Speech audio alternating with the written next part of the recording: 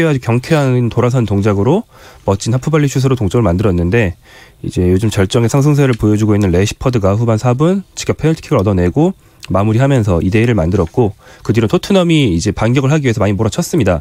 그 전에는 맨유가 완전 압도했지만 토트넘이 2대1이 된 뒤에는 많이 반격을 했거든요. 네. 하지만 맨유가 아주 철저한 수비 전략으로 수비수를 투입하면서 잘 틀어막았고 결국 이제 맨유가 승리했고 손흥민 선수는 풀타임을 소화했지만 뭐 크게 돋보이지 못한 채 경기를 마쳐야 했죠. 네. 자, 조세 무리뉴 감독이 다시 한번 맨유 경기장에 찾는 걸로도 참 이슈를 많이 모았던 경기인데 이건 기자, 영국 현지 반응과 평가는 어떻습니까?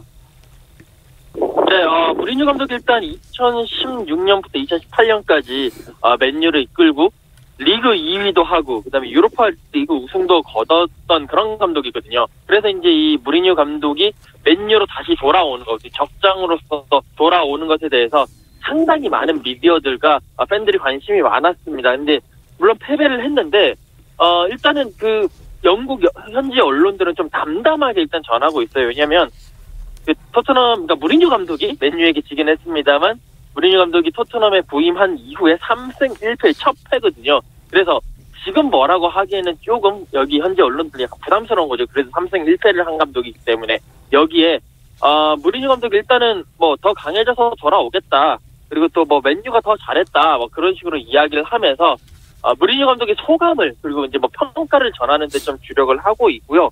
이제 뭐 그러는 와중에 지금 토트넘이 아마존과 다큐멘터리 그 촬영을 하고 있는데 그 다큐멘터리 팀이 토트넘의 그 라커룸에 들어가서 찍은 게 문제가 된다. 뭐 이런 식의 약간 가십거리들 그리고 몇몇 토트넘 선수들이 무리뉴 감독의 그런 지시를 제대로 따르지 않았다. 그러니까 뭐 잘 못 따라줬다라는 거를 무리뉴 감독에게 약간 좀 뭐 한명했다는 뉘앙스로 뭐 기사를 쓴 약간 그런 가십들 그런 것들이 일단은 주로 나오고 있습니다. 네, 그럼 이건 기자는 가장 중요한 그 패배의 원인이랄까요? 이런 결과가 나온 이유가 뭐라고 보시나요?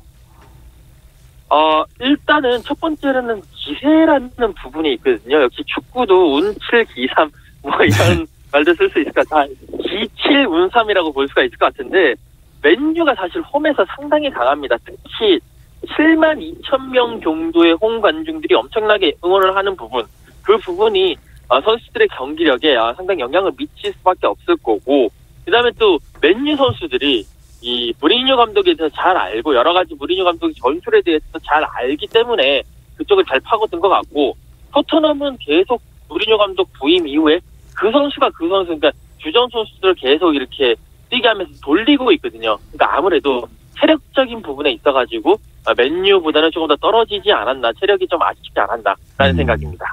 자, 김정용 기자도 패배의 원인 비슷한 생각이신가요? 네, 대체로 그런데 뭐 굳이 한 가지를 더 얘기하자면 뭐 두 골을 다 넣은 레시퍼드에 대한 얘기를 조금 하면 좋을 것 같은데요. 네, 사실 맨유 원정은 뭐 원래 어려운 거기 때문에 뭐 토트넘이 초반에는 굉장히 부진해서 많이 밀린 것처럼 보이지만 아까 말씀드린 대로 이제 일단 뒤지기 시작한 뒤에는 선수 교체를 통해서 경기력을 좀 개선했거든요. 네. 그래서 결과적으로는 슈팅 숫자에서 8회 대 12회로 근소한 열세였고 골도 한 골 차였습니다. 그런데 이제 레시퍼드 선수가 요즘 아주 상승세고 이번 시즌 컵대회 포함해서 12골 4도움으로 굉장히 날아다니고 있거든요. 이 선수가 왼쪽 윙어로 나와서 토트넘의 오른쪽 수비를 거의 파괴하는 활약을 했고 이날 슛이 두 팀 합쳐서 20개가 나왔는데 레시퍼드 혼자 6개를 했어요. 네. 그리고 그중에서 2골을 넣었고 골대 맞힌 것도 있었고 레시퍼드의 오른발에 토트넘이 많이 휘둘린 경기였다고 볼 수 있겠습니다. 그 무리뉴가 비대칭 전술을 운용하고 있는데 이게 이제 상대에게 조금 간파당한 게 아니냐 이런 얘기도 나오던데요. 네, 그 비대칭 전술이라는 게 주로 왼쪽 윙어 손흥민, 오른쪽 윙어 루카스 모우라를 쓰는데 손흥민과 모우라를 좀 다르게 쓰는 거죠. 그 손흥민 선수가 왼쪽 측면에서 공격과 수비를 왔다 갔다 하면서 측면으로 많이 벌리고요. 반대로 오른쪽에 모우라는 좀 안쪽으로 들어오고 그럼 이제 오른쪽 측면 공격은 누가 하느냐? 그거는 이제 오른쪽 측면 수비수인 오리에가 올라와서 하는 거죠. 반대로 손흥민 선수는 왼쪽 수비수의 지원을 많이 받지 못합니다. 왼쪽 수비수는 원래 센터백이 본업인 베르통원 선수를 배치해서 오히려 중앙 수비를 돕게 만들죠. 뭐 이런 식인데요. 손흥민 선수한테는 측면 수비에 대한 부담이 좀 크게 지워지고 모우라 선수에게는 그게 좀 덜 지워지고 이런 면에서는 손흥민 선수가 좀 손해를 보고 있는 게 아니냐. 우리가 이제 손흥민 위주로 경기를 보는 입장에서는 좀 이런 불만이 나올 법하죠. 네. 근데 이게 원래는 뭐 잘 먹히고 있었는데 지난 3경기 동안은 이번 경기에서는 말씀드렸다시피 상대편의 가장 강한 선수가 레시퍼드였잖아요. 근데 오리에와 모우라 쪽의 측면 수비가 약하단 말이에요. 그러니까 이 수비가 약한 쪽과 맨유의 공격이 강한 쪽이 하필 부딪혀 버려서 레시포드 선수가 거의 뭐 자유롭게 그 토트넘의 오른쪽을 거의 뭐 유린했죠. 그래서 오리에만으로 수비가 안 되니까 중앙 수비수인 산체스가 딸려 나가다가 첫 골을 내주기도 했고요. 그런 모습을 보면 무리뉴 감독이 만들어 놓은 그 지금 4경기 동안 쓰고 있는 전술이 특히 맨유 상대로는 좀 위험한 전술이었다. 뭐 레시포드 누군지 잘 알면서 네. 이렇게 나오는 건 좀 위험했다 이렇게 볼 수 있겠죠. 이건 기자, 사실 여태까지 3승 1패 나쁘지 않은 성적표긴 하지만 그래도 실점이 여태까지 굉장히 많은 편이었잖아요. 네, 맞습니다. 그 4경기에서 토트넘이 총 8골을 내줬어요. 경기당 평균 딱 2골씩을 내준 건데 네,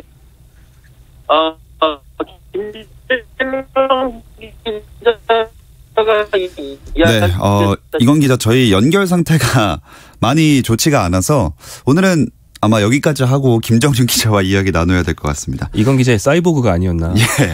그 목소리는. 네, 이건 기자. 다시 연결이 되면 또 한번 말씀을 드리겠습니다. 일단은 스튜디오의 김정준 기자와만 이야기 나누도록 하겠습니다. 양해 부탁드립니다. 갑자기 네. 주차장에 계신다고 했는데, 네, 목소리가 잘 안 들렸네요. 말씀드린 대로 일단 실점이 많이 나왔다는 게 불안한 요소였어요, 계속. 네, 계속 그 많은 실점을 더 많은 공격으로 덮고 있는 거였죠. 그러니까 그 비대칭 전술이라는 게 공격 면에서는 메리트가 있습니다. 왜냐하면 그 오리에 선수가 올라간다고 계속 말씀드렸는데 네. 원래 토트넘이 공격진이 4명인데 오리에가 올라와서 공격수를 변신하면 5명이 되는 거거든요. 이 5명으로 상대의 포백을 굉장히 수적 우위를 가지고 공략한다. 뭐 이런 장점이 있는 겁니다. 반면에 측면 수비면에서는 뭐 별다른 장점이 없고 토트넘이 이런 전술을 써야 되는 이유 중에 하나가 또 미드필더가 약하기 때문인데 수비형 미드필더들이 수비 커버를 잘 못해주고 있는 상황이거든요. 네.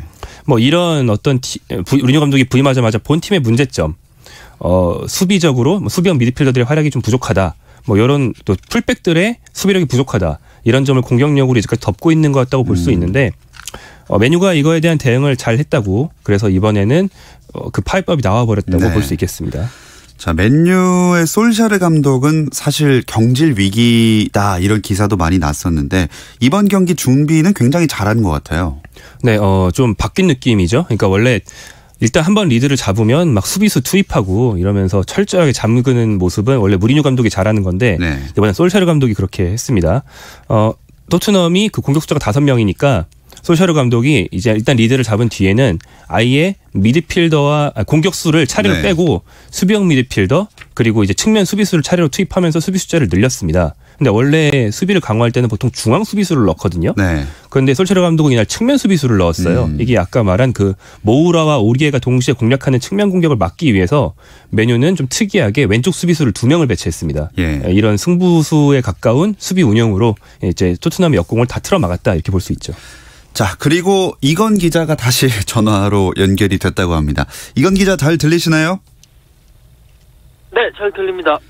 네, 손흥민 선수와 케인 선수가 무리뉴의 전술에서 뭔가 본업인 공격에 충실하지 못하다 이런 평가도 나오는데 현지에서는 이에 대해서 어떤 분석들을 내놓고 있나요?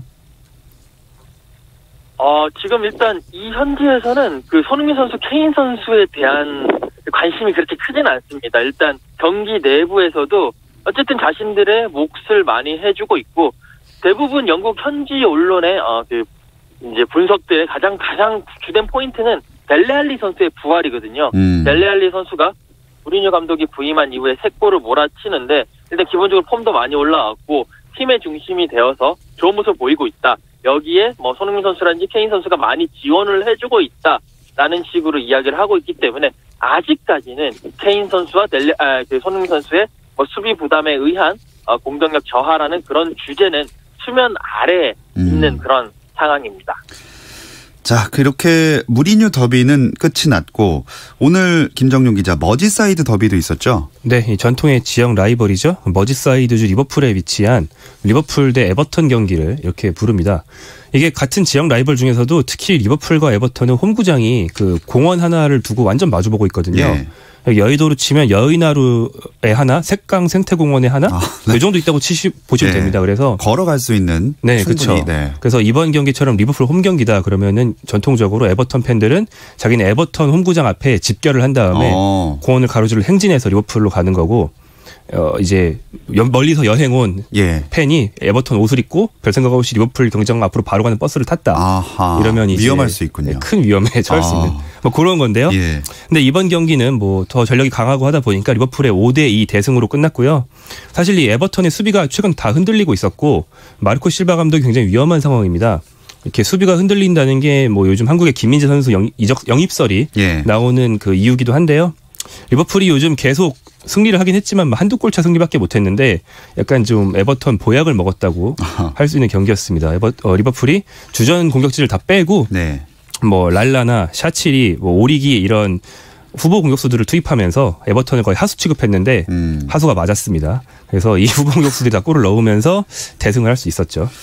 자, 이렇게 리버풀이 후보 명단으로도 대승을 거두면서 이건 기자, 진짜 프리미어리그에서 현재 독주를 한다고 볼 수 있을 것 같아요. 네, 맞습니다. 지금 프리미어리그에서 리버풀이 14승 1무. 일단 패가 하나도 없어요. 그리고 승점 43, 2위 레스터와는 8점 차인데 정말 압도적인 1위를 달리고 있습니다. 이제 다만 지금부터 이제 큰 고비가 시작되겠죠. 12월에 복싱데이라서 3일마다 한 번씩 경기를 가지고 있고 여기에 리버풀은 이제 지난 시즌 챔피언스리그 우승팀 자격으로 카타르에서 열리는 피파 클럽 월드컵을 참가를 해야 됩니다.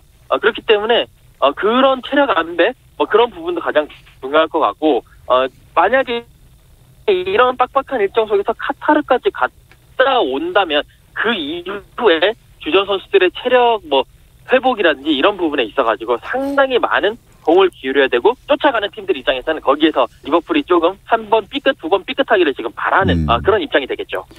그렇습니다. 과연 리버풀의 독주 체제가 이어질지 지켜봐야 할 것 같고요. 김정용 기자, 또 눈에 띄는 팀이 있다면 레스터 시티겠죠? 네, 상승세가 이제 전반기가 거의 끝나가는데도 멈추질 않고 있습니다. 이번 라운드에서도 와퍼드에 이제 레스터가 2대0 승리를 거뒀습니다. 네. 와퍼드도 이제 김민재 이적설이 있는 팀인데 와퍼드 계속 지는 게 좀 괜찮아 보이네요. 이적을 할 수도 있으니까. 네, 간절하게 원할 테니까. 아무튼 뭐 레스터가 7연승을 했는데요. 7연승이 이제 구단 역사상 최다 기록, 최다 연승 타이입니다.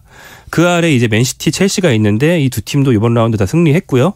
그래서 이제 상위 4팀 다 승리했고 그 아래가 울버햄턴, 또 여기 돌풍이죠. 그 다음이 이제 6위 메뉴, 네. 그리고 하나 건너서 8위가 토트넘입니다.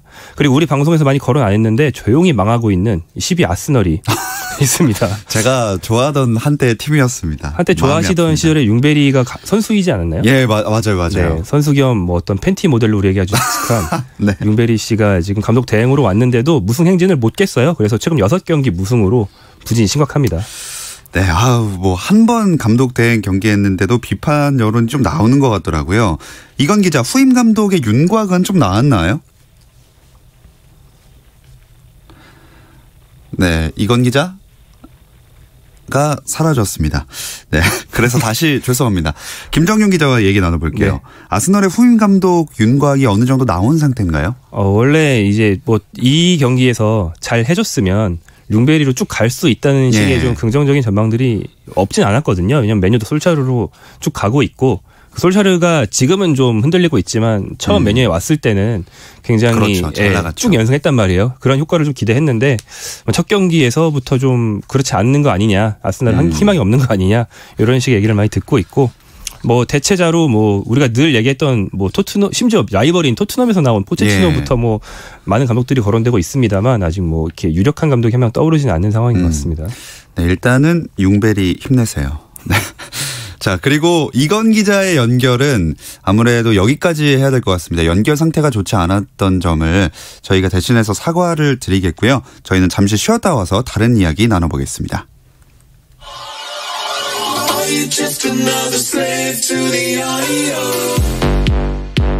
국내 유일 스포츠 매거진 라디오 김종현의 스포츠. 네, 이건 김정용의 랄롱도를 함께하고 계십니다. 다른 리그들의 판도도 간단하게 짚어주실까요? 네. 그러니까 프리미어리그가 아닌 다른 리그들. 네. 지금 주중 경기를 우리가 프리미어리그가 가졌기 때문에 프리미어리그에 대해서는 주중 경기 위주로 좀 얘기를 드렸고요. 좀 특이한 점이 있는 리그라면 이탈리아 세리에아에서 유벤투스가 아래로 내려오고 인테르 밀란이 위로 올라가는 그 순위 바꿈이 있었습니다. 유벤투스가 무승부에 그쳤기 때문에요. 뭐 많은 한국 그 스포츠 팬들께는 좀 약간 고소한 맛을 느낄 수 있는 네. 좀 왜 그런지는 좀 모르겠습니다만 소식 아닌가 싶고 네. 네, 다른 리그에서는 뭐 큰 차이는 없습니다. 뭐 스페인에서는 레알 마드리드, 바르셀로나가 이번 라운드 나란히 승리하면서 뭐 선두를 나란히 달리고 있고요. 다만 이제 아틀레티코 마드리드가 원래 네. 그 굳건한 3강이었는데 최근에 쭉 승리를 못하면서 6위까지 떨어졌고 어허. 세비야가 3위로 올라왔다는 게 여기선 상당히 특이한 점이 되겠습니다. 자, 유벤투스가 왜 고소한지 모르겠다고 하셨지만 바로 그 이야기가 또 저희가 해야 됩니다. 네. 그 유벤투스가 발렌시아의 이강인 선수를 노린다 이런 보도가 나왔거든요. 사실 신빙성은 별로 없는 얘기겠죠? 네, 뭐 큰 신빙성은 없는 것으로 보이고요. 아직까지는 가십지 차원에서 나온 보도로 이제 알려져 있습니다. 다만 뭐 유벤투스 입장에서는 그러니까 이런 보도가 나온 배경을 유벤투스 입장에서 이제 볼 수가 있는데 네.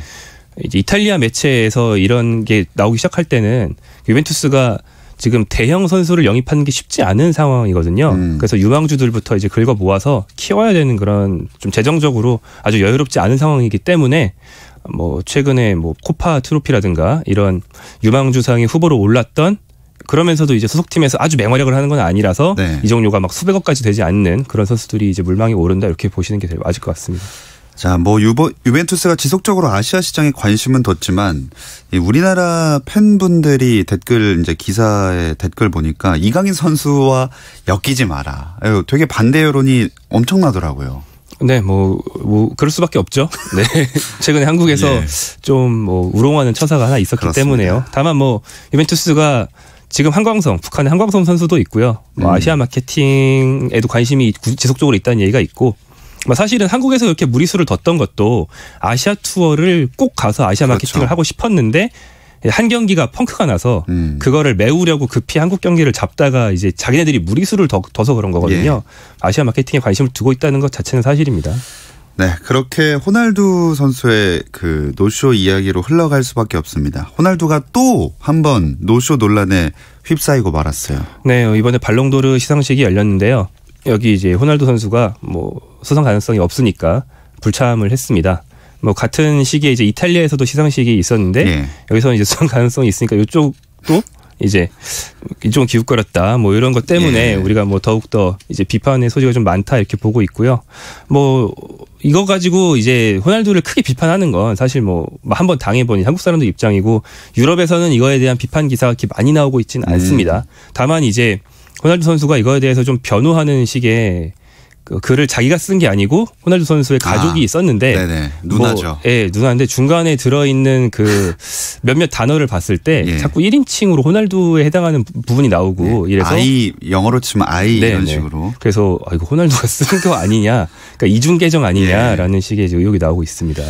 참 이래저래 말 많고 탈 많은 호날두 선수입니다. 뭐 메시 선수의 6번째 수상이 확실시 되다 보니까 불참할 수 있다 이 얘기는 뭐 한참 전부터 나온 것 같아요. 네, 뭐 원체 자기가 상 못하면 가서 축하를 해주지 않는 스타일이기 때문에 네. 그랬던 것 같고, 또 뭐 호날두 선수의 전 동료인 그 루카 모드리치 레알 마드리드 소속의 전 수상자도 뭐 이제 다 이제 자기가 상을 받을 때만 이제 축하를 받는 게 아니고 이제 뭐 다 와서 같이 축하해주고 이러는 네. 게 좋지 않냐는 식의 얘기를 하면서 뭐 약간 어떻게 보면 호날두 선수에 대한 비판으로 보일 수 있는 얘기를 하기도 했습니다. 약간은 조금 이제 마음에 안 든다 이런 거 돌려 말하는 네. 것 같은 발언들이 여러 선수를 통해서 나왔습니다.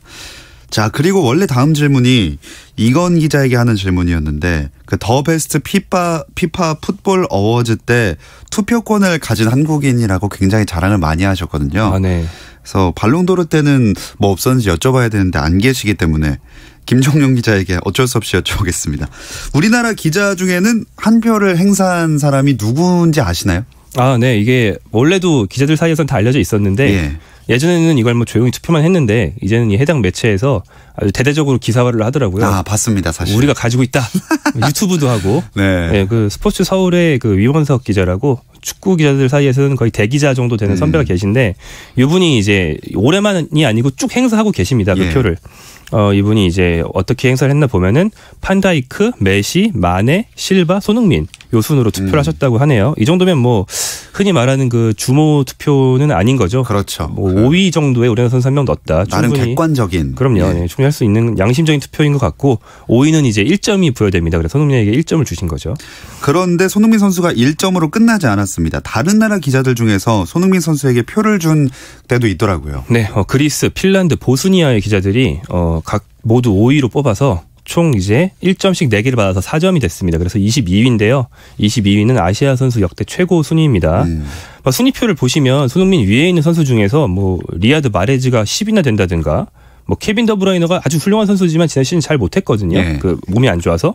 근데 14위라든가 뭐 납득하기 힘든 것도 있긴 하지만 큰 의미는 없습니다. 왜냐하면 상위 한 5명 정도에게 표가 몰리고 나머지는 뭐 5점, 6점 이래서 1점 정도 차이로 갈리는 거기 때문에 변별력이 크진 않은데 그래도 우리가 기분 좋기 위해서 그렇죠. 손흥민이 제친 선수들을 쭉 한번 볼 수 있는데요. 23위 이하 요리스, 쿨리발리, 테어슈테겐, 벤제마, 바이날둠, 주앙 펠릭스, 마르퀴뇨스, 판더비크 요 선수들을 뭐 손흥민이 제쳤습니다. 보시면 뭐 레알과 바르셀로나의 주전들이 다 들어있는 걸 볼 수 있습니다.